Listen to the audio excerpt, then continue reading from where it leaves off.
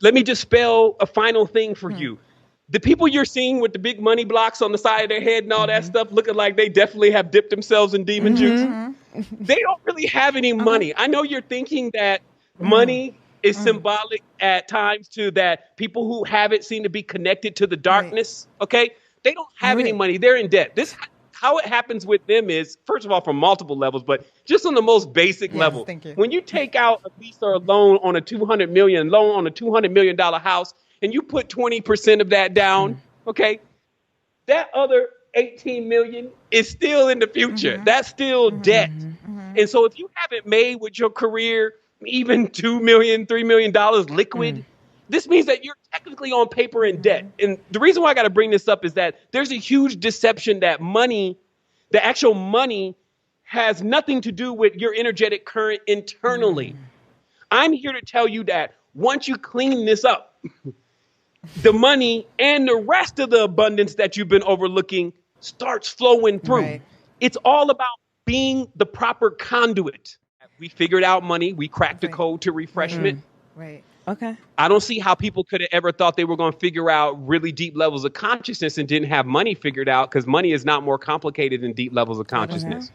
It is an energetic thing. So it's your current or currency. The money is tied directly into your abundance, is tied directly into your body.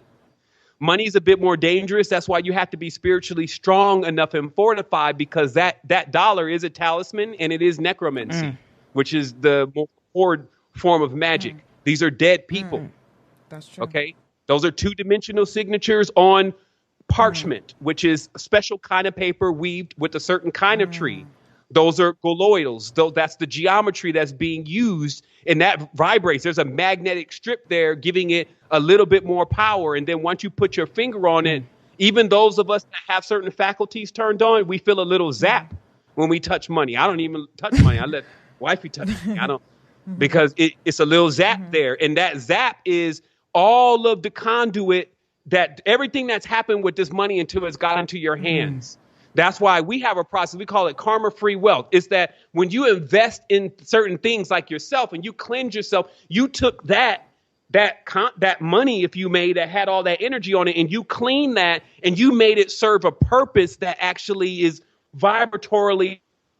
You got to realize every single thing. That's what it is about the game. You got to know all of the rules. And because they know the rules, they wear white gloves not to touch money. There's tricks to the trade. You can bend the arc of a roof 33 degrees and speak in the corner of it, and somebody else on the other corner will hear it in their mind. There's power gloves to the reality. You can build to scale a pyramid 51 by 51 degrees on the slat out of a certain material, and it'll resonate all the way to the one over in Kemet, just like if the one over there is over here, because it's a magnetic thing. When you make an image of something that is powerful, that is identical, that image also has a little of its power. And, if you don't believe that, then take a picture next to Tom Cruise and show that to your friends, and they'd be like, yeah, you was with Tom. Dude, he got bread. But that's the most rudimentary aspect of it. It's just realizing that there's power all over the place. And if we're not so busy pushing that into somebody else's vision, powering up their projector, which doesn't have us written in. We're minorities. It's not even a term that is a minority by a number. It is we're outnumbering on a number level. They call in Chinese minority, and they outnumber everybody in the world. This word minority is a reference to that.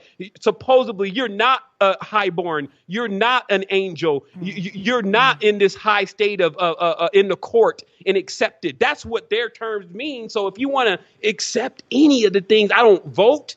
Do not touch their stuff. They're working magic. This is polls, casting, spells, all that stuff going on. Don't touch any. Don't waste your time. If they can get 1 minute from you, they'll get it and be happy. If they can get 2 hours, they're more happy. If you're going to do anything with them, meaning learning or watching anything they're doing, let it be so that you're actually forming your strategy of how exactly you're keeping your ear to the ground of what's going on, so you can know how your assets are moving through the space. That's their only use.